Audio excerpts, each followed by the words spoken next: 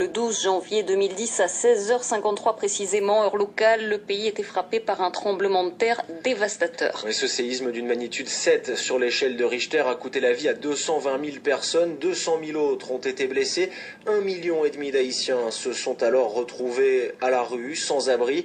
Port-au-Prince, mais aussi d'autres villes comme Jacmel, Léogâne ou encore Petit-Goâve ont été presque entièrement anéantis. Alors, quelle est la situation sur place 4 ans après cette tragédie? On fait le point avec Stéphanie Schuller. Quand on circule aujourd'hui dans la capitale haïtienne, les traces du tremblement de terre ne sont plus criantes. Pendant des mois, voire des années, pour certains quartiers, les rues étaient jonchées de gravats.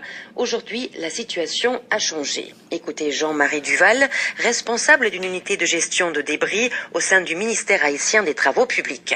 À l'heure actuelle, il y a à peu près 80% des débris qui ont été retirés dans la zone de Port-au-Prince. Il suffit de se promener maintenant dans la ville pour voir qu'il y a moins d'activité dans ce domaine-là. Ça veut dire que les fonds qui ont été alloués sur cette partie-là ne sont plus à l'heure actuelle disponibles. Maintenant, il faut effectivement s'orienter vers des fonds de reconstruction.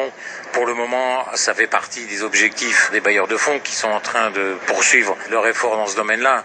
Mais je crois qu'il va falloir le renforcer pour que ça aille un petit peu plus vite. Le tremblement de terre en Haïti a suscité une immense vague d'émotions à travers le monde et une mobilisation immédiate et massive de la communauté internationale. Petites ONG comme grandes organisations internationales sont arrivées du monde entier pour apporter d'abord une première aide d'urgence aux survivants, un soutien en termes de développement ensuite. Aujourd'hui, beaucoup d'organisations humanitaires ont quitté Haïti.